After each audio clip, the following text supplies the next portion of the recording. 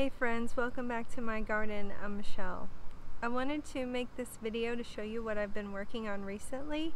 I was able to mulch the area directly behind me, which is the start of the flower bed that will flank this side of my yard. I'm still working on collecting bricks to be able to define the space fully, but this is what I have so far. In this side of the bed where the magnolia tree is, I did have enough bricks to define that space, so I wanted to go ahead and put down my landscaping fabric and the mulch because that just brings a level of completeness to the space and just calms me and makes me feel like I'm making progress. But while I was picking up the mulch at my local Walmart, which by the way, it was on sale for a very good price, so check your local Walmarts. I ran across a few plants that I picked up that I'm going to throw in a couple of the beds here. I found some heuchera. I don't know what kind they are. They're just labeled as heuchera and as a perennial, but I thought that they were nice and they were a very good price. And then I found a dianthus that I really love the floral clusters on, and I'll show you what that looks like. I'm going to pop it in a bed that is on the side of my house here, and I'll show you in a second. I also wanted to show you some of the things that are in bloom already in March. We do have a few plants pushing growth and blooms, and several other things that are budded up with the promise of something beautiful to come. So let me show you what these things are looking like here in March in my Zone 9 space. And here is the completed little section here of the bed that will flank this side of the yard. And as you can see, the bricks sort of stop here, and this line is not set in stone. Once I get the bricks that I can run this way, it will give me a better idea if I like how I have it laid out so far. But this corner here, this is definitely how I want this corner to be. So I wanted to go ahead and lay the landscaping fabric down because I just moved this magnolia from this spot to here, and it's trying to establish itself and get rooted in and grounded again, and it has shocked a little bit. I've lost quite a few leaves, but I'm hopeful that it will rebound here and be okay. So I just wanted to have it settled. I'm going to get drip run over here to it, and just so it's settled and the lawn people don't have to weed eat around it. And then back here I have some jasmine, and I also wanted to get this area established as well. So I'm very happy with how this turned out, and let me back up just a second so maybe you can see how it looks with the other side. So I'm not sure how well you can see because the sun is coming down pretty harshly at the moment. The angle of this flower bed over here I want to correct a little bit because it's not the same as the angle of this one as it turns in towards the fence, and I'm very OCD, so things like that really bother me. So I'm gonna have to fix that. But anyway, here we are with the start of this side, and it just makes me so happy to have that complete. It took me 6 bags of mulch just to do that. So as you can imagine, it's going to be quite a few to get this space over here. But like I said, they are on sale, so I'm going to try to pick up as many as I can. Now, back to the things that I have to plant. Here are the heucheras that I found. I purchased 3 of them, and they were like $5.97 I think a piece. But this is a salvia behind them, so it will get quite tall and then send out its blue spikes. And I wanted there to be enough of a contrast between the two types of foliage, and I wanted obviously something lower in this space here. So these heucheras have sort of an olive greenish kind of look. There are some red tones to them as well. So I thought that the contrast would be pretty good. And again, I just needed something to tuck right into the space because the flower bed narrows quite significantly as I come into this area that runs over here into the greenhouse. And then let me show you the dianthus I got. But on the way there, one other little treasure, or a couple of little treasures. This daylily I got as a bare root from Lowe's has put on a few blooms. This is the second one. I'm really loving that. Over here, my little delphinium and lantana are just popping with color. I'm really loving that as well. And my James Galway has produced several blooms, the prettiest of which I will show you on the other side here. This one to me has just been the prettiest so far. There was no marring with the petals or anything, and the color is quite rich. So I'm enjoying that. And I really love my little butterfly bushes over here. And here is my David Austin Boscobel rose. This guy, if you're in the market for a David Austin, the Boscobel, I love the smell of this one. And I have several buds coming, so I can't wait till this guy blooms. But I did not struggle very much with black spot, I don't think, last year on this guy, and he did grow quite tall, but I had moved him, so I cut him back a little bit to put him into this space. And when I planted him, it was like 4 or 5 sticks because I had cut the rose back to pretty much nothing, and it has pushed all of this growth. So I really have enjoyed this variety. I'll stick a picture on the screen if I can remember. And over here, this is my little iceberg community. My 2 iceberg roses are doing great. I cut them back hard this year, and I've had several blooms, and there will be quite a few more because, as you can see, each area has just multiple buds going on. So I have a little bit of an empty space here. I had an Arctic snowbush, it was called, and I took that out this winter. So I decided to pop this little dianthus in here. This is my Duranta tree, and this is a camellia, and obviously my other iceberg there. But let me show you the blooms on this guy, or this gal. Aren't they so sweet? I'm sorry, I'm shadowing the image because, again, the sun is coming down hard right now. But aren't these so pretty? So as you can see, I have drip here. So I'm hoping that the powdery mildew will be more controlled in this area and not a problem. So let me get these in the ground and show you guys what that looks like.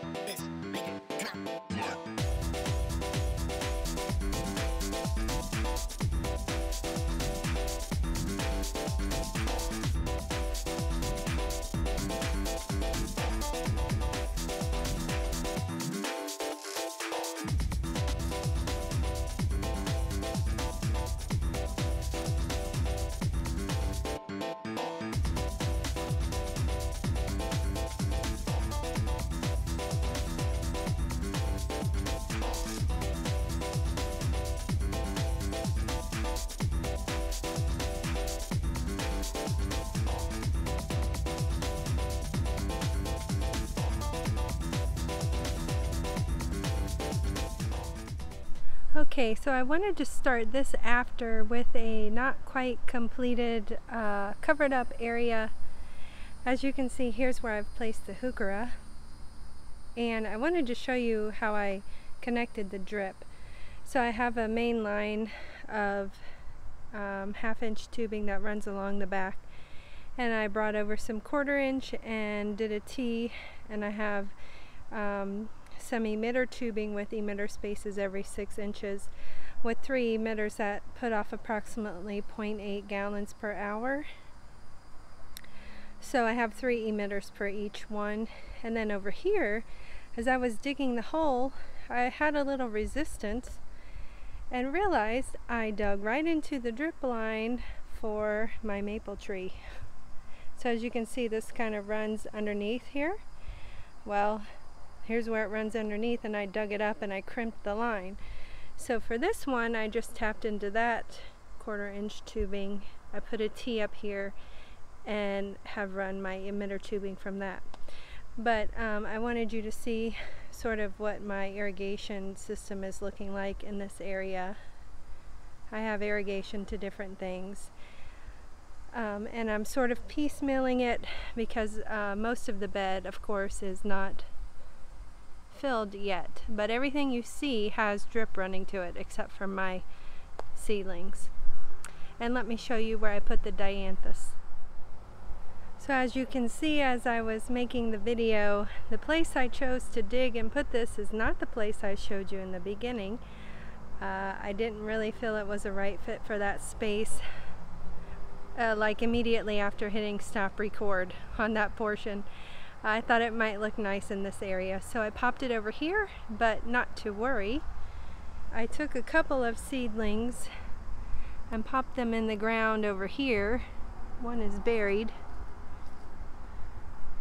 These are some pincushion flowers. So rather than potting them up, I went ahead and stuck them in the ground here. Hopefully they're spaced out far enough. Anyway, I put them here. We'll see what happens. So that is that, but while working on this project, a few more developments happened. As you can see in my gorilla cart here, I have a lot of water and 2 new varieties of some David Austin roses. These were actually a Valentine present from my husband. So instead of buying me real flowers this year, he asked me if I would like some roses, real ones that I could put out in the yard, and of course I said yes with an exclamation point. So I have the Poet's Wife and a climber called Teasing Georgia. I will pop pictures up so you can see what those look like. Both of them are yellow, and I don't have anything yellow in the garden. He seems to be drawn to the yellow roses, and it's not that I dislike them. I just naturally, I think, gravitate towards pink and red and you know, more maroon colors. So I thought that these yellow ones would be really lovely, and since that's what he picked for me, I wanted to go ahead and, you know, accept that gift. So I'm thinking of putting the climber back here in this area. It says it can climb on an obelisk. So this obelisk here was meant for some morning glory that I have starting from seed. So I thought maybe I would put the climbing rose here, but I don't think that trellis is quite large enough, so I actually need to quickly buy an obelisk. Or I'm sure I can get him started in the ground and then get the structure later. I also toyed with just planting him here and then trying to train him along this back fence here, because it does say that that particular variety can grow up a wall or a fence. So I thought that might look nice. I've never done that before, so I'm sort of tossing that around. So if you've made it this far in the video, drop me a comment and let me know. Would you prefer, or would you vote for to put the rose on an obelisk? About maybe somewhere between 5 to 8 foot obelisk, or would you vote for me to try to train it along the back fence here? And I'm not sure how far it would span, but anyway, what's your vote? And just for FYI purposes, it is a yellow rose, which I'm sure you know because I've put a picture up. The second rose, the Poet's Wife, I would like to put over here in this spot. I thought that a pop of yellow would be really nice in this area. So one more thing to show you while working on this project. Of course, I've got several going on. I managed to get my bed defined over here. I got more bricks, laid them out, and I think I'm happy with it. It's kind of hard to see the curvature from this angle, so let me walk over here to show you better. So I kind of actually like this bed in two parts. The beginning angles here, I really like how they work. And then if you're looking at it from here, hopefully you can see because the sun is pretty glary. We have some swooping in here and then around into the raised bed. So you can see the curvature more from this end. So all of this I think I'm happy with. Now I'm not quite sure if I like this. I do like it, but I don't know if I like it in relationship to that. But let me show you from this angle. So, I don't know, what do you guys think? Should I continue to play around with that? Let me know what your thoughts are. And let me see if I can give you a little view of this side of the yard versus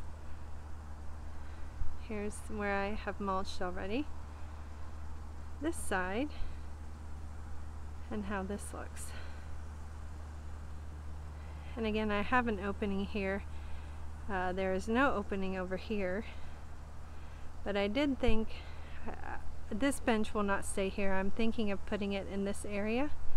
And I was actually thinking of doing an arch over the bench. So instead of having an arch going this way as an entrance, it would be more flat to the fence. So anyway, I'm still kind of tossing that about, and I thought I was sold on how the bricks look, but I'm not quite sure at this point. Anyway, stay tuned to see what unfolds, and I will be cleaning this fence. This is bothering me too. Once I get the mulch down, I plan to do that, because now if I just try to clean it, I'm just making mud. And what brought me to that is, you can see over here, so another of my projects today was cleaning my windows. Then the fence was bothering me, so I came over here and cleaned this panel up to about this point, and you can see really the difference between here and here. So, but of course in the process of doing that, I'm all in the dirt and everything, so I'm just gonna wait until I get the mulch down, and I think that will be an easier job to tackle. But what a difference, right? I mean, this is so gross. So anyway, thank you all so very much for watching. We are in the most beautiful time of day here. Golden hour. The sun is setting. It is March 25th, and here is what the garden is looking like. Sorry, I hope I'm not going too fast and making anyone dizzy. But, oh, also cleaned the bird bath today. Thank you again, friends, for joining me on my gardening journey. Stick around and I will catch you in the next video. God bless you.